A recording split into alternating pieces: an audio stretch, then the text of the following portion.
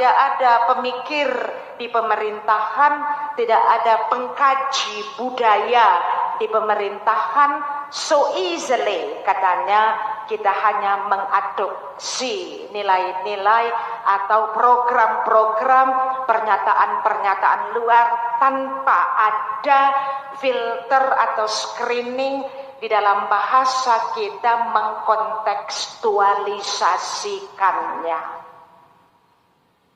Individualistis di barat sehingga orang tua merasa tidak mau menjadi beban anaknya.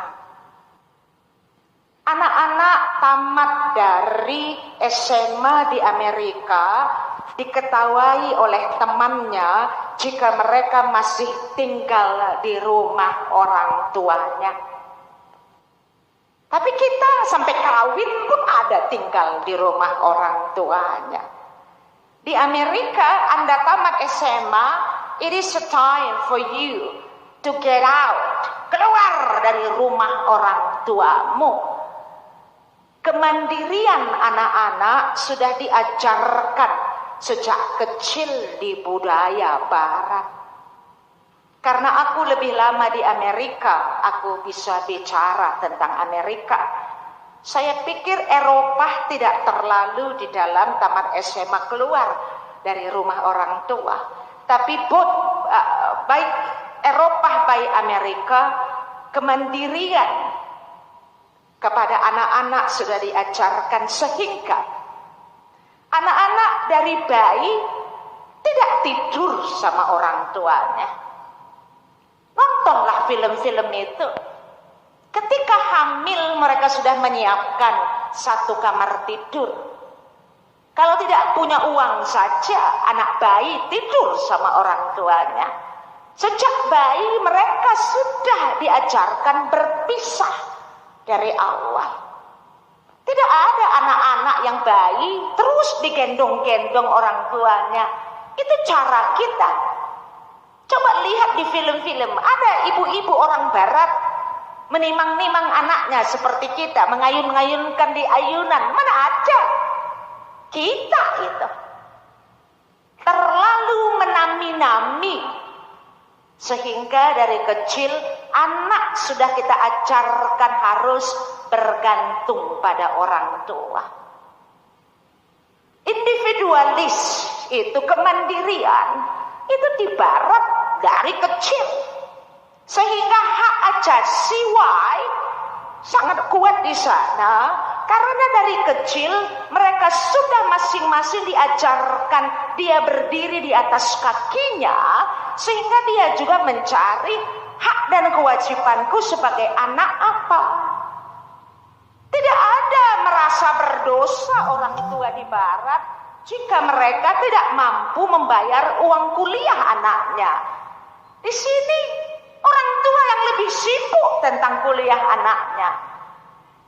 Anak-anak di barat sudah mencari beasiswa dan mereka meminjam loan katanya kepada pemerintah yang sekarang sedang digalakkan oleh pemerintah kita. Kemandirian itu jadi dari kecil mereka sudah tahu bahwa masa depan mereka adalah di tangan mereka. Sehingga tidak ada yang anak-anak partentengan karena bapaknya gubernur, tidak ada. Itu kita yang mendompleng bapak, itu kita. Mereka tidak bisa mendompleng-dompleng popularitas, uang, warisan, tidak. Orang-orang kaya tidak banyak yang mewariskan uang kepada anaknya. Orang-orang kaya mewariskan uangnya kepada charity, lembaga keamalan. Biasanya ke negara miskin seperti negara kita, Afrika. Kita sampai anaknya berantem atau bagaimana walaupun kecil. Kita mengajarkan anak-anak kita untuk bergantung kepada kita, warisan kita, menebeng kita. Makanya nepotisme kuat sekali di kita.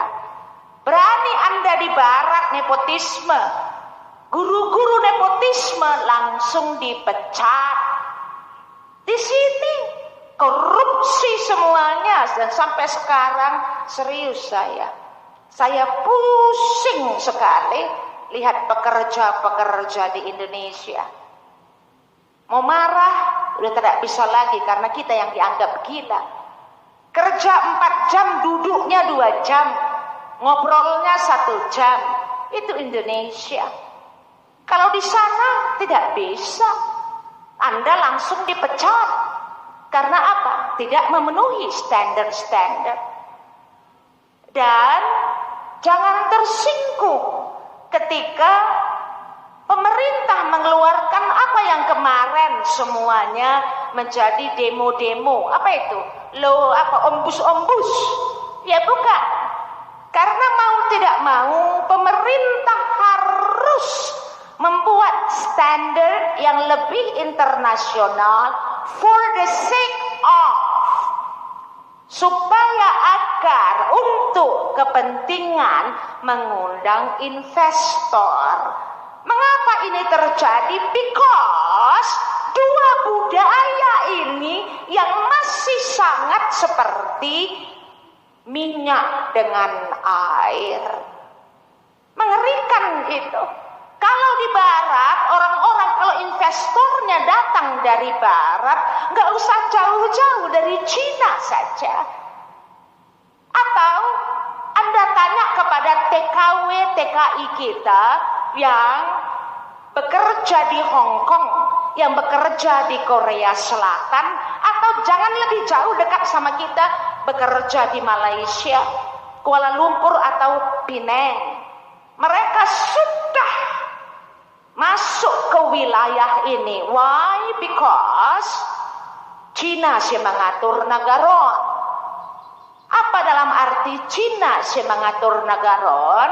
Siapa yang bisa memungkiri etika kerja Cina, etos kerja Cina adalah backgroundnya Confucius.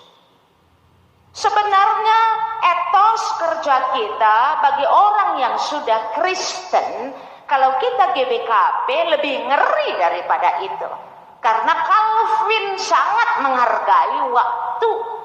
Tapi kita tidak Calvin, tidak Kristen, karopelang. Kita kan silanglang. Indonesia ini sudah kehilangan jati diri. Demo-demo bukan bagian budaya kita. Pendeta ini serius. Jadi di sini menurut kami kita tidak fair. Ketika pemerintah mau supaya kita mencoba masuk ke ranah, mencoba jalan tengah, memadukan ini supaya ini jalan tengah. Aku tidak pro siapa-siapa, tapi harus dilakukan, otherwise bahaya nanti. Jadi mencoba mengundang investor, di satu segi juga mencoba supaya kita memiliki etos kerja yang bisa diandalkan. Bisa bayangkan, karena aku orang SDM, kenapa saya pusing sekali ketika di Madramen. Ketika datang pagi-pagi jam 7, orang itu duduk-duduk di ruang depan itu ngobrol. Jam 2 sudah tank, katanya nggak tahu ngapain pun, saya dengar ngobrol-ngobrol lebih banyak. Jam 2 sudah pulang.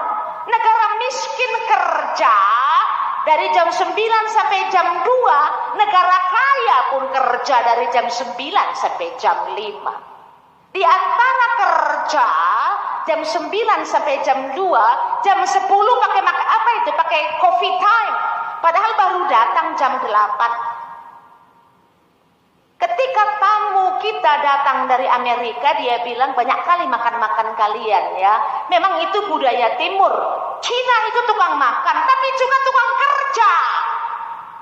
Kita tukang makan tapi kurang kerja. Lebih banyak medem dan cekuraki. Pusing dong investornya. Tidak bisa. Kalau sudah dikatakan ini adalah mobil perusahaan, tidak boleh dipakai untuk urusan keluarga. Bayangkan, kita, bapak kita yang gubernur, fasilitas gubernur kita pakai semua, termasuk kalau kita mau masuk ke SMA, ke kuliah. Di sini yang kita harus merubah, mau tidak mau. Perubahan itu kalau tidak dilakukan dengan sengaja, apa bisa? Tidak. Perubahan itu yang memang sangat membingungkan dan juga melihat kita sudah kehilangan identitas diri. Kita sudah kehilangan identitas bangsa. Kita sudah kehilangan identitas kesukuan. Tidak ada lagi. Kita ini semuanya dari mulai diri, suku dan bangsa. Ini pelang, itu pelang, kita silanglang. Karena kita hanya mengambil yang menguntungkan kita. Labanci bagai, buatlah negaramu sendiri. Engkau presidennya, engkau rakyatnya, engkau legislatifnya. Jadi bagus, untung kita bilang bahwa untuk membuat perubahan yang besar memerlukan negara yang kuat. Itu yang terjadi supaya kita yang katanya semuanya mahasiswa. Aku ini mantan pengajar. Aku kenal kalian mahasiswa. Supaya kita melihat ke depan, mengkaji bagaimana lompatan yang dilakukan, yang bisa terjadi di Singapura, di Korea Selatan, di Hong Kong. Gara-gara Hong Kong colonized by British. Dan Korea Selatan besar sekali dipengaruhi oleh Amerika. Dan engkau mahasiswa, kalau engkau suka BTS atau Blackpink, tak usahlah rame-rame. Pikir, tanya sama anggota BTS itu sama Blackpink, satu hari berapa lama mereka latihan. Bagaimana mereka menahan selera mereka makan pizza supaya badannya lentur. Karena etos kerja kembali sehingga mereka bisa tembus di dunia entertainment Amerika. Baru Korea internasional. Jangan bilang Amerika Latin karena mereka tetangga. Asia sama Afrika, Korea. Why? Because siapa yang bisa menyangkal lompatan ekonomi Korea?